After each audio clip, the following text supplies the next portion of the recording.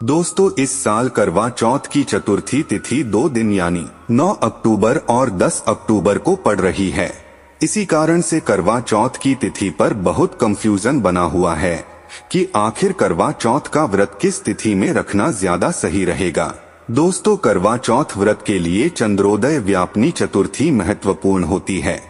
कुछ व्रती के लिए सूर्योदय व्यापनी तिथि महत्वपूर्ण मानी जाती है, लेकिन करवा चौथ के व्रत में रात को चंद्रमा उदय होने पर चंद्रमा को अर्घ देकर ही व्रत पूर्ण माना जाता है।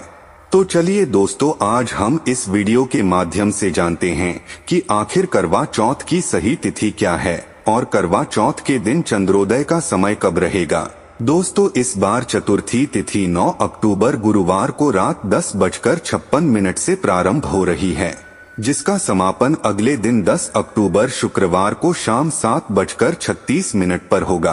अब ऐसे में देखा जाए तो 9 अक्टूबर गुरुवार को रात चंद्रोदय के समय चतुर्थी तिथि विद्यमान रहेगी, लेकिन 10 अक्टूबर शुक्रवार को चंद्रोदय के समय तक चतुर्थी तिथि समाप्त हो चुकी होगी। अगर देखा जाए तो 9 अक्टूबर को चतुर्थी तिथि चंद्रोदय के भी बहुत देर बाद से लग रही है और रात 10 से चतुर्थी तिथि प्रारंभ हो जाएगी। तो इस समय से जब तिथि लगती है तो वह तिथि व्रत के लिए मान्य नहीं मानी जाती, भले ही चंद्रोदय व्यापिनी तिथि हो या ना हो, क्योंकि 10 अक्टूबर शुक्रवार को हमें सुबह की पूजा, शाम को प्रदोष काल की पूजा का शुभ मुहूर्त भी प्राप्त होगा।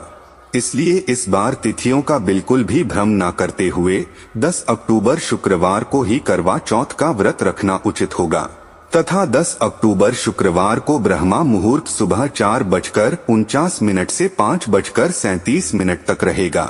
करवा चौथ के व्रत में सुबह सर्गी ग्रहण की जाती है, तो ब्रह्मा मुहूर्त के समय तक आप सर्गी ग्रहण कर सकते हैं और इस दिन सूर्योदय का समय सुबह 6:25 पर और सूर्यास्त का समय शाम 6:02 पर होगा तथा अमृतकाल दोपहर 3:21 से 4:47 तक रहेगा।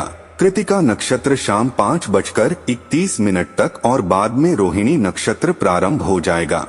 इस दिन सिद्धि योग बन रहा है, जो कि शाम 5:41 तक रहेगा। वहीं राहु काल, जो कि अशुभ मुहूर्त माना जाता है, सुबह 10:30 से दोपहर 12 बजे तक रहेगा। करवा चौथ में शाम के समय मुख्य पूजा की जाती है और पूजा का शुभ मुहूर्त शाम 5:57 से 7:38 तक रहेगा। इस समय में आप चंद्र देवता को अर्घ देने की तैयारी करके रखें और करवा चौथ के व्रत की कथा या जो भी अन्य पूजा पाठ है वह इस समय तक आप संपन्न कर सकते हैं। फिर चंद्रमा उदय होने पर केवल चंद्रमा को अर्घ देकर, चंद्रमा की धूप दीप दिखाकर, आरती उतार के फिर पति का चेहरा चलने से देखकर और पति के हाथों से जल पीकर व्रत खोला जाता है। 10 अक्टूबर को चंद्रोदय का समय रात 8:33 पर होगा, तो इस समय के बाद से आप कभी भी अपना उपवास खोल सकती हैं।